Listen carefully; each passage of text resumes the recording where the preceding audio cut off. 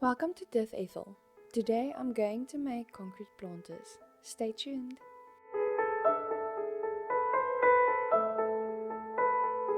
This is all of the products and ingredients that I'll be using. There will be a detailed list in the description below. First, I got some old bread pans.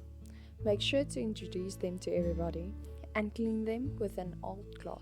Then, you want to show off your dance skills when presenting the mold release.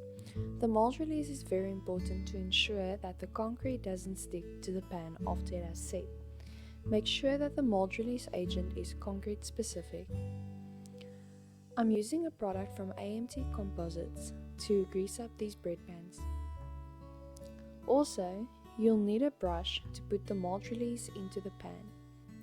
I found that spraying it in made it easier, and I also used less of it, but you will still have to brush over to ensure it goes into all the nooks and crannies. Then for the concrete mixture, I'm using cement and sand with a 1:2 ratio. This will be 1 scoop cement and 2 scoops sand.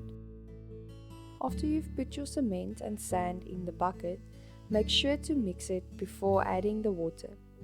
I found out the hard way that if you don't do that, it leaves sand particles at the bottom of your finished product. Add a small amount of water, don't add too much. Always remember that a little bit goes a long way. When you're mixing, mix thoroughly. Get into all those edges and sides of the mixing bucket so that you're not left with dry patches when you throw it into your molds.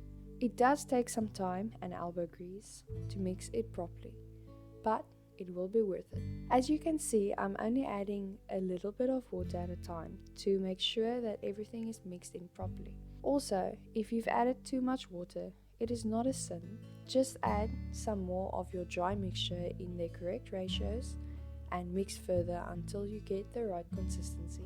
Off camera, I decided to add in some black pigment to get a darker charcoal color.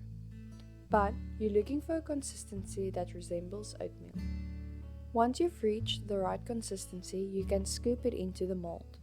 Something that I will do differently next time is that I will use my hand to push it down and into all the edges of the mold, just to push out any air gaps or bubbles that might be there. Don't forget to even out your concrete occasionally with your layers so that the top is level and there won't be any higher spots. For the holes, I got some plastic containers for almost next to nothing at a plastic store. I thought I could save and reuse them for the next project, but unfortunately I couldn't.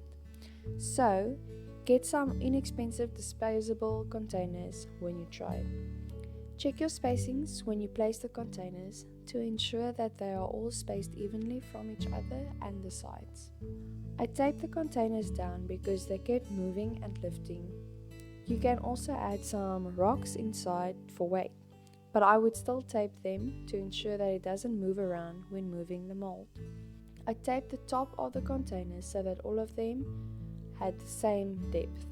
Once I taped all three, I realized the containers were leaning sideways, so I decided to tape it across as well. I then vibrated the sands with an Orbital sander without a sanding pad, just going around on its slowest setting to get rid of most of the air bubbles. I found that a lot of the air bubbles got trapped on the surface. However, if you carry on, I'm sure you'll get rid of them all. After letting the concrete cure for 2 days, it was time to demold. The masking tape had some separation anxiety. I really tried to take out the plastic containers carefully to reuse them, but they just wouldn't let go of the concrete. So I brought out the big guns. I used the heat gun to melt the inside and then pulled it out with the pliers. With the inside melting more than the rest of the container, I realized it was easier to pull it out from the middle instead of the sides. Once the cups are out, you'll see a smooth concrete finish inside.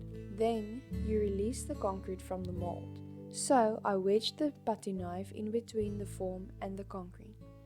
The length of the mold seemed to separate easier than the width. Be careful when you take the putty knife out because it chipped a piece off the top of the concrete.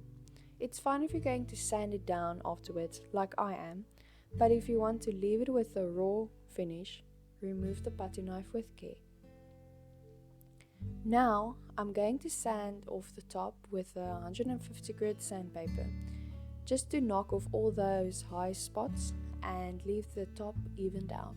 This exposed some aggregate which I really liked because of the rough concrete feel.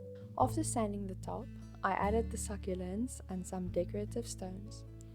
And this is how the final product came out.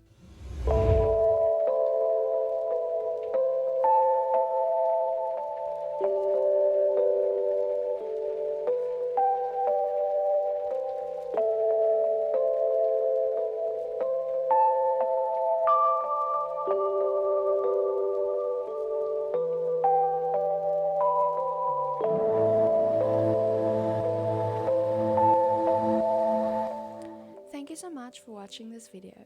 Feel free to like and subscribe and to click on the bell icon if you want to be notified when we upload new videos.